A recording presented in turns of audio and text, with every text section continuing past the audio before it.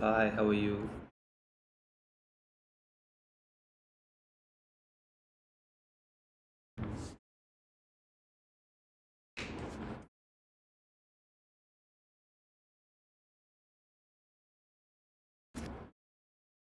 Hello, guys. Can you see me? Can you hear me? If so, say me a hi and a hello. I hope I'm audible and visible. So, let's start today's RRR class. We did see about the normal things in acute inflammation in the previous RRR. Like I said, I wanted to definitely complete the entire chapter of inflammation so that it will be useful for you. So, when you go to systemic pathology, I'll be more than happy if you can correlate whatever we learn and extrapolate things, right? Can you guys see me, hear me? Just give me confirmation if I'm audible and visible. That'll be okay. Great. So today I'm going to go with inflammatory mediators. In the entire pathology, if one topic is tough for me, I would say it's inflammatory mediators. Right? It's something which is totally memory based. I cannot really conceptualize why I have cell derived, why I call them histamine, why I call them serotonin. Good evening, everyone. And I really cannot conceptualize why prostaglandins are called as prostaglandins. Right? It is about the chemical architecture. You should know more chemistry than me, definitely. So today's goal is not to cover the entire inflammatory mediators. I want to discuss one in detail, which will be helpful for you lifelong, which is the prostaglandins. Right? Good evening, everyone. The prostaglandins, the leukotrienes, the arachidonic acid pathway. In how many of your colleges NSAIDs has been covered in pharmacology? Did they talk about aspirin, those groups of drugs? If it's covered, I'm sure you must have known that. And I'm sure that when you're reading physiology, you must have also read about the prostaglandins involving in the gastric secretion. It's involving in the uterine physiology. There are multiple things, right? So one thing which I want to concentrate more in detail about today's lecture will be about prostaglandins, arachidonic acid pathway, and not just about it's being used in aspirin. The various uses, the various linkage to pharmacology, we'll definitely learn, and also in real life, right? There are lots of research, Rahul, but not everything is very much certain. That's the only concern, right? So when we take any inflammatory mediators, first the question is what is inflammatory mediator? If we read about when we were reading about inflammation, we did read about saying that my selectin and integrin will be activated with the help of interleukins TNF, right? Who's the interleukin TNF? That's my inflammatory mediator. Your prostaglandins causes fever. That's an inflammatory mediator. Your ruber-Kaller tumor dollar loss of function. It's also due to inflammatory mediators, right? So all the features or all the steps of inflammation are being orchestrated by inflammatory mediators, right? It can act locally.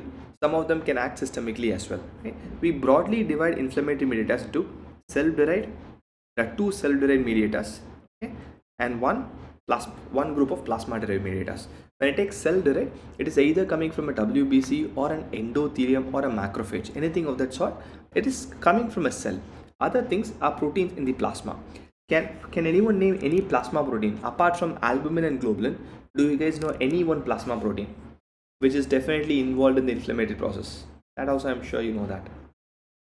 Complement proteins, right? So plasma derived mediators, we have complement proteins. Complement is definitely a plasma derived mediator.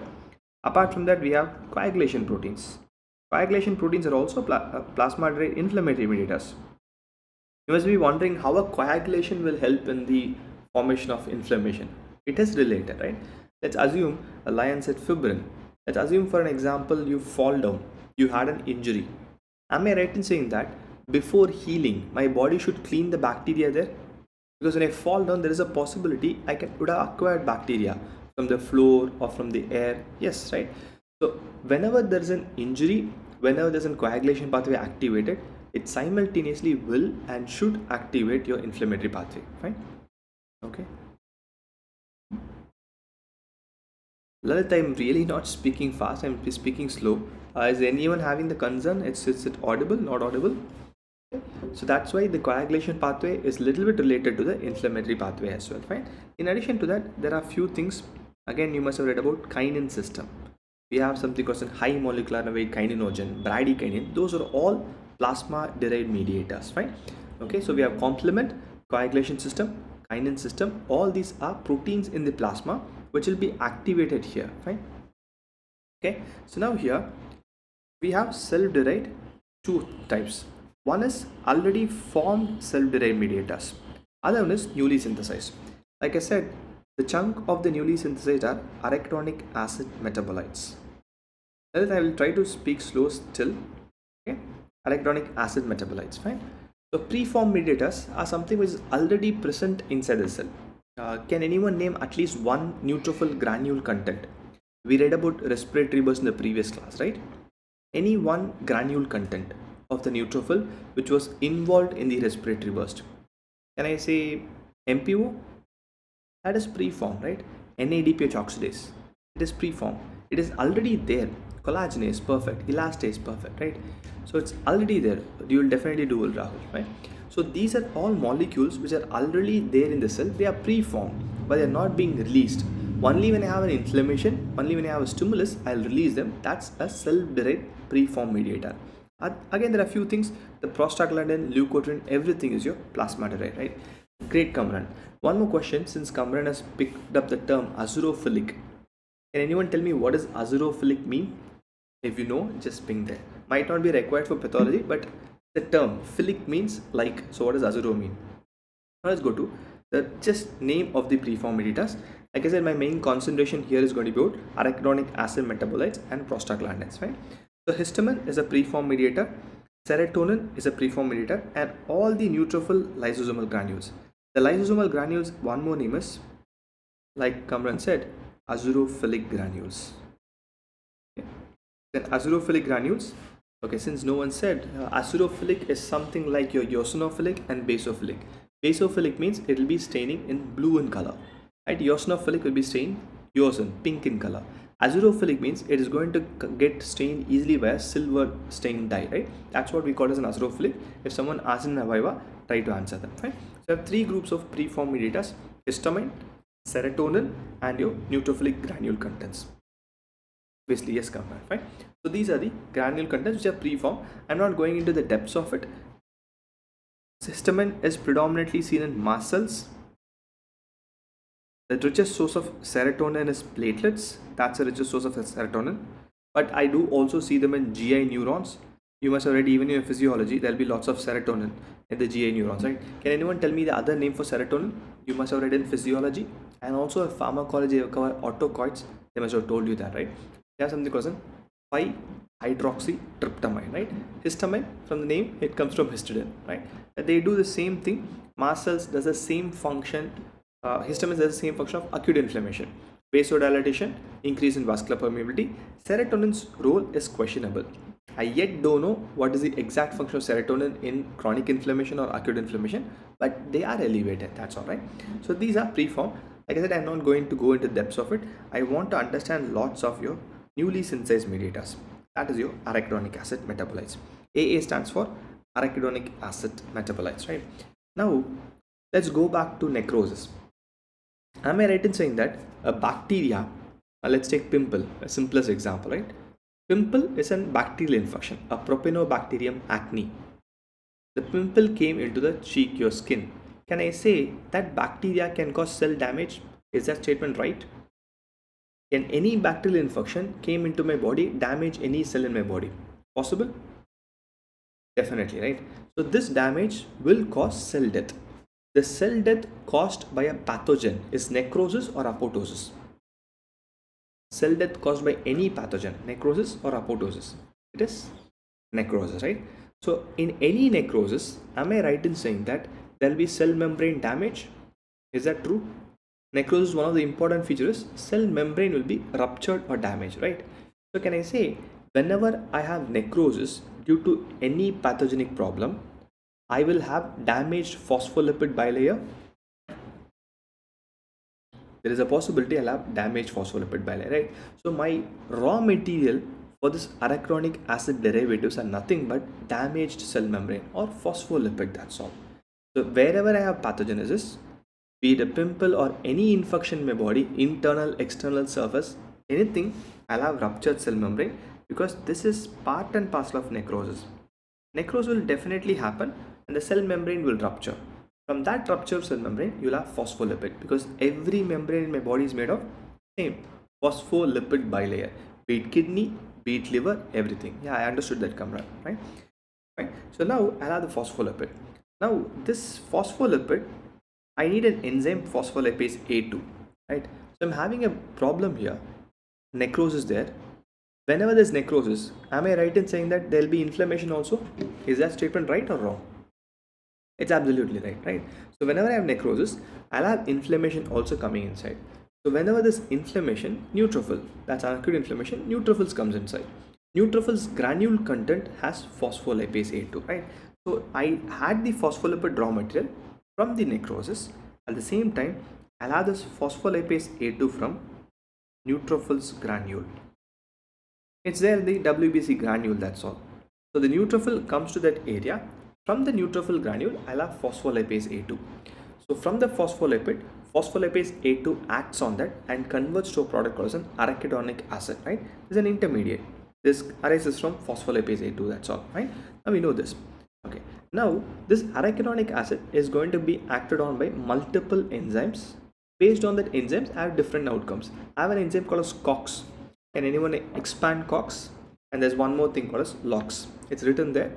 COX is your cyclooxygenase and LOX is your lipooxygenase, right?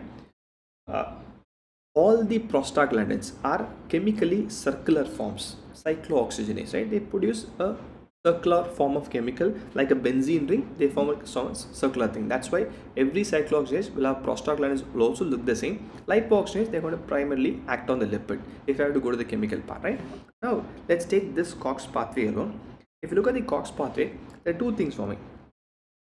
We just now studied in now that COX or prostaglandins is not always present only in pathogenesis. Can anyone tell me any physiological condition where I would require prostaglandin? Anything physiological where I would require prostaglandin? Anything which comes to the top of mind? Can I say the gastric pH, mucus secretion is maintained by prostaglandin? It is, right? In your menstrual cycle, you need prostaglandin, right? Perfect. So I need prostaglandins in multiple ways. So there's an enzyme called as COX-1, which is constitutive or physiological. Okay? It's physiological.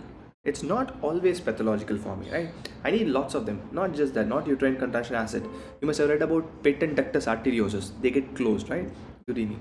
They get closed after birth. That also is based on prostaglandin, right? There are multiple places in my body at multiple timeline in my life I require prostaglandin.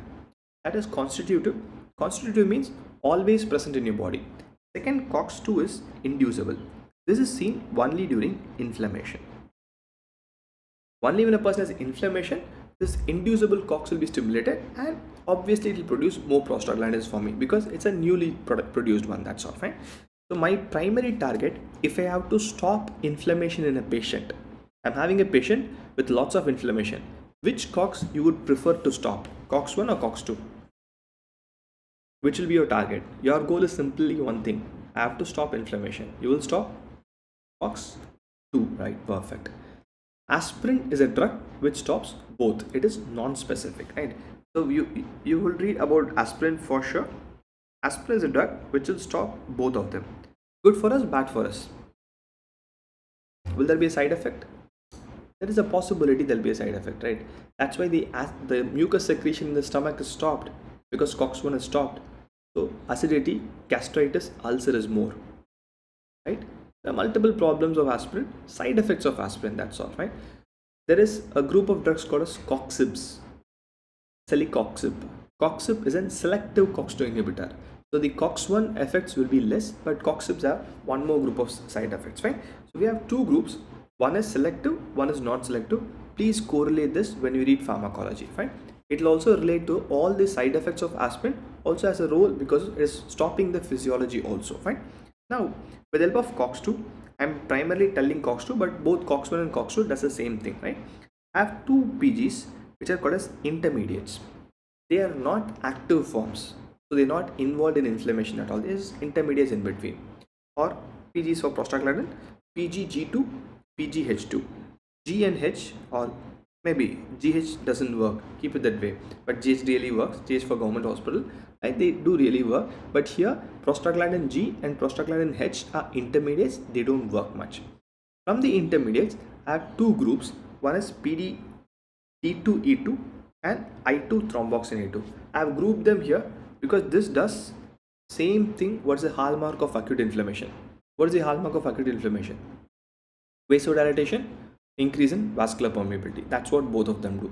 Primarily they do both, but there is a little bit of role of fever, little bit of role of pain formation, chemotaxis in addition, right? Primarily E2 and E2 does one thing: vasodilatation, increases the vascular permeability, right? Now let's take the other two group, PGI2 and thromboxane A2. Okay, I'll ask you a question.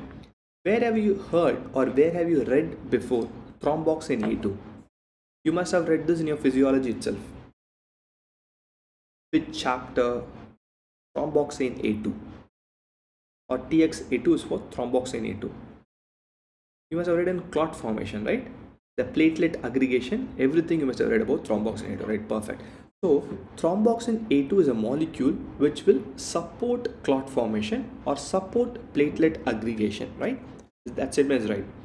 So tell me, if thromboxane A2 is going to support platelet aggregation or helping in hemostasis, they should cause vasoconstriction or dilatation.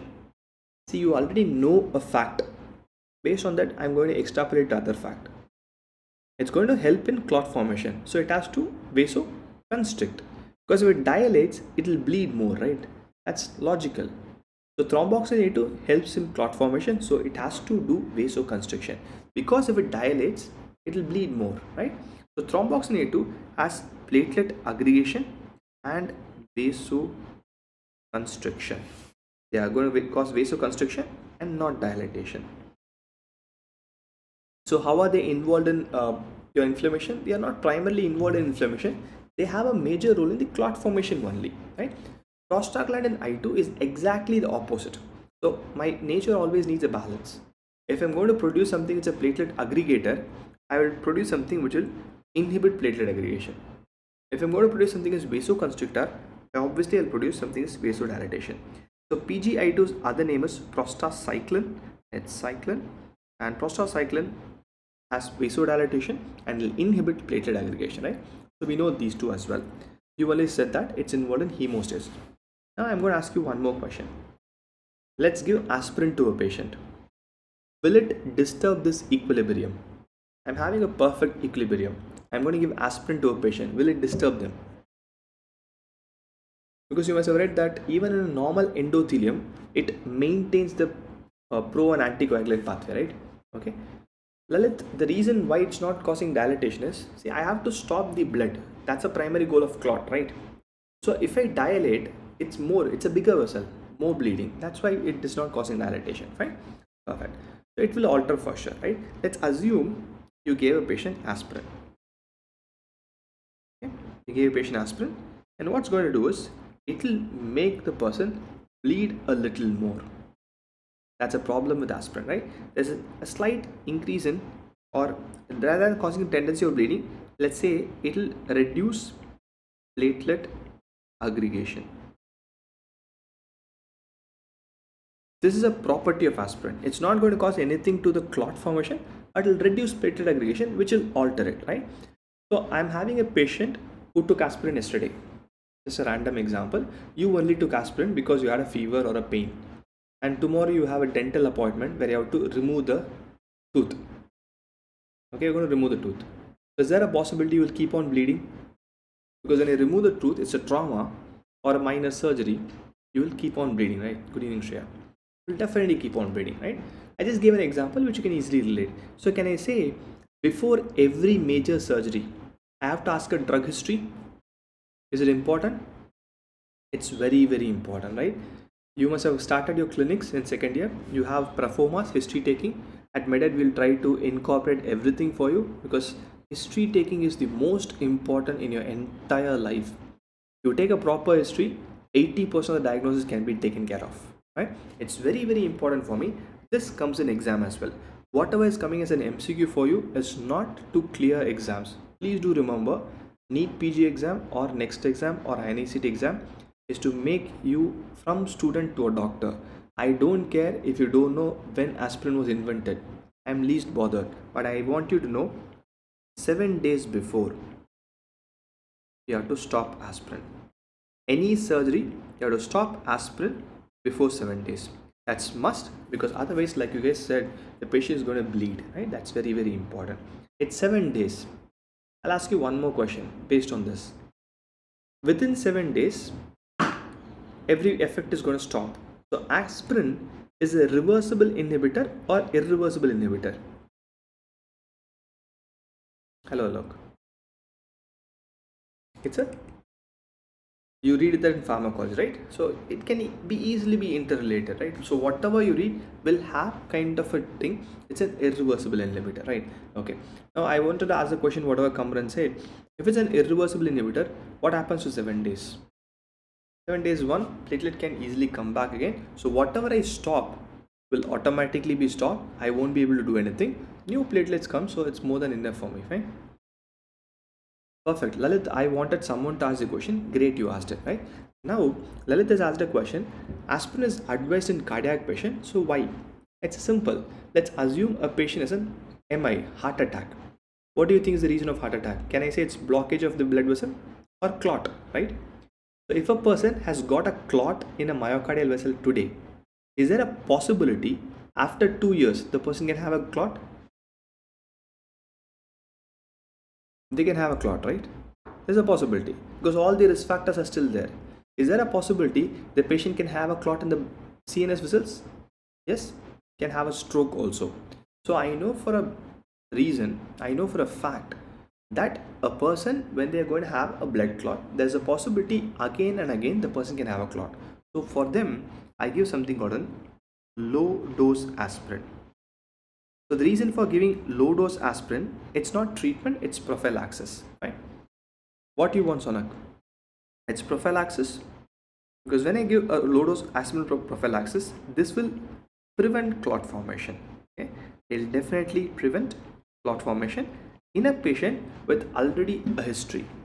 Okay, with already a history of clot formation, like an MA or a stroke, I can give, right? Lalit, hopefully your answer is sorted. I'll be able to give a low dose aspirin so that long term the patient will not have a problem, right? That's about my prostaglandins. Okay, Lion, prophylaxis means treatment. When I use a drug, I use it for two reasons. One is treatment, one is prophylaxis. I'll come to that, Kamran. See, when I say prophylaxis, I'll give you a simple example. Most of you must have taken albendazole tablets, right? Sonak, it's a very big question. I cannot answer it here. Read properly every year, you'll definitely take care of it. You must have taken albendazole, right? The albendazole you take every 6 months. The reason is I don't want the worm to come and cause a symptom for me. It's prophylaxis. Prophylaxis is prevention. I give it so that it doesn't happen. Treatment is giving the drug after having the disease. That's a difference. Prophylaxis and treatment. Fine. Okay. To prevent the disease, if I give a drug, it's prophylaxis. To treat the disease, if I give a drug, it's for treatment and management. Fine. Now let's look at the second pathway, the lipoxygenase pathway. We know about cyclo. Now I look at lipoxygenase. There'll be few intermediates. I'm ignoring them for leave the intermediates. Fine. So I have two enzymes. One is 5-lipoxygenase, other one is 12-lipoxygenase. Fine. So whenever 5-lipoxygenase acts on the arachidonic acid, I have an intermediate again, leukotriene A4. We had PG, G2 and H2, right? Like that I have A4. This 2 and 4 numbers are actually the number of double bonds in the chemical structure. So ignore that, right? It's not required for us. We call all the leukotrienes A4 and B4, fine? Where Lilith? Where do you give after surgery? Which surgery? Okay. Again, it's for prophylaxis. Lilith. If you're talking about aspirin in case of an CAD patient, it's for long-term prophylaxis so that it prevents, right? Kamran, when I have a recanalization, I really don't mind, right? So if this recanalized, it's not going to cause an infarct. Recanalized vessels are actually new vessels, so ignore them, fine? So leukotriene A4 gives to a substance called as B4. B4's function is chemotaxis. We read yesterday about chemotax, right? Then I have leukotriene C4, E4 and E4. It has two functions. Leukotriene C4, D4, E4 are primarily involved in asthma. What's the symptom of asthma? Wheezing. So this is the one which causes bronchoconstriction. Second, asthma will also have sputum production and cough. This also has increased vascular permeability, right? So asthma has two important things: bronchoconstriction and cough with sputum. Both of them are due to leukotriene. The main reason, leukotriene and the drug montelukast. Some of you might have even taken montelukast. It became a big hit in the last 2 decades. Before that, no one was much worrying about montelukast and leukotriene antagonist. There's one more function of leukotriene. I'll add that it's not there in the Robbins. In the inflammation chapter, it comes a little bit when we treat about asthma, right? So leukotriene also, they are also called as a smooth muscle mitogen. What does mitogen mean? Mitogen means it's going to promote cell division, right? So leukotriene C4, D4 and E4, they are also called as a smooth muscle mitogen, right? Let's assume I'm having a bronchus. This is my normal bronchus. Asthma is acute or chronic? It's undoubtedly chronic, right? Let's assume a patient has asthma for 10-15 years. Every time the person has an asthma attack, this leukotriene is going to become more. It's going to become more and more, right? So every time this leukotriene is going to cause little bit of more proliferation, right? Little more proliferation. Nayak, I really don't know about Blasna. I'm not a person who's going to treatment, so I'll stick to the drugs what I learned. Fine, okay. So when I'm going to have lots and lots of division of the smooth muscle, can I say even without the asthma, the wall will become thicker? Yes. I'm not having an asthma attack, but this leukotriene will cause division of this smooth muscle, increase mitosis. Can it make the wall thicker? It can. If it can make the wall thicker, what's happening to the lumen? Because of the smooth muscle mitogen activity, I'm having a smaller lumen. Okay? I'm having a smaller lumen, right? This is a tiny lumen. Now tell me, what comes to your mind when you think of treatment for asthma? What's the first drug which came to your mind? I'm sure for most of you, the first drug which comes to your mind is salbutamol, right? Bronchodilator. Beta agonist is the one which will come to your mind. Salbutamol comes to mind, antihistamines comes to mind. I'll answer your question soon, right? Now tell me, this bronchus will respond to bronchodilators, right? Because it's normally like this. Asthma made it small, I can dilate. Tell me whether this bronchus will it respond to bronchodilators? Because already small, right? It's already like this. Will it respond to bronchodilators? Hello Lord, good evening. It won't, right? It'll never. That's why what happened is, when we were treating asthma before the two updates, like around 2000s, we were giving salbutamol. We didn't have any response after a few years. Then we increased to oral inhaled steroids. Then we increased to oral steroids. Then finally status asthmaticus. Because what we forgot was, this leukotriene is not just causing asthma symptoms, it's modifying the entire airway on a chronic term. That's why in every guideline used to treat asthma now, it's not just salbutamol, it's always salbutamol plus montelukast, right? If I give montelukast every time when the patient has an asthma, can I say I can prevent this formation? Because I can easily prevent the smooth muscle mitogen, I can prevent it from becoming thicker, right? So can I say I can make the salbutamol work for a longer time? I hope my voice is clear. I can, right? That's very, very important, your montelukast. This montelukast is very, very important because it's for a long-term planning of asthma, not just about it. Which part? Your doubt, Lalit? I'll come to you. SAS means SAS Fulna means. What is SAS?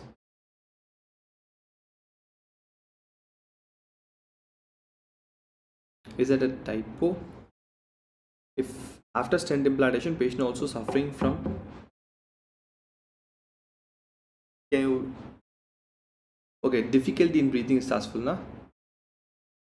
Okay, sorry for it. Fine. Okay, you see, if after stent implantation, if the person is having a difficulty in breathing, see, it's It's a very difficult question for me to answer. First, I have to see the patient. There can be lots of things which can cause difficulty in breathing, not just your stent failure alone. There are lots and lots of things which can cause difficulty in breathing. If you're talking about a real patient, I would say go to the cardiologist who were treated with a stent. They have to fully examine the patient. It could be anything new, because the stent they would have put in one of the vessel, another vessel could have been blocked, right? There are lots of possibilities. If you're talking about the real patient, the one thing is you have to go to the doctor. That's the best way to go about it. Fine. Okay, fine. Now let's come to the other part. So I have 5 locks, then I have 12 locks. Then 12 locks, 12 lipoxygenase, it's actually the protective part. 5 locks causes inflammation, and the 12 locks, I'll tell you, is lipoxin. So lipoxins are lipoxin A4 and B4, is reduced chemotaxis and reduced adhesion, right? So reduced adhesion means the rolling adhesion, everything will be reduced, so it's an anti-inflammatory property, right? Okay. Hi Charan. I don't understand Hindi because I am from the southern half of India, Tamil Nadu. There, it's not that I have not read Hindi during my school days. My mother tongue was Tamil, so it was totally different. That's why I don't know Hindi, right? I'm trying to learn few things. Maybe Sasfulna I'll never forget again, right? So Lalit has told me that he will teach me Hindi, but he's not teaching me properly. Hopefully, before he completes Pathology at Robbins, I'll learn Hindi as well, right? Okay. So that's about one of the important arachidonic acid metabolites. Okay. So these are about the arachidonic acid metabolites. I'll stop it here. But arachidonic acid metabolites has lots of implication, the prostaglandins and the leukotriene cycles. I want you guys to relate this every time you use a aspirin or a leukotriene antagonist or asthma. In multiple places you'll use them. Not just for the use, side effect also can be explained with this, fine? Okay. So we'll call it off, and I think tomorrow I have a class, I'm not sure. I'll see if there's a class tomorrow. We'll continue with the next part, the chronic inflammation as well, fine? We do have a live class for PW Essentials at 7 o'clock. We'll be completing inflammation. See you, some of you there, fine? If there are no more doubts, thank you, bye-bye.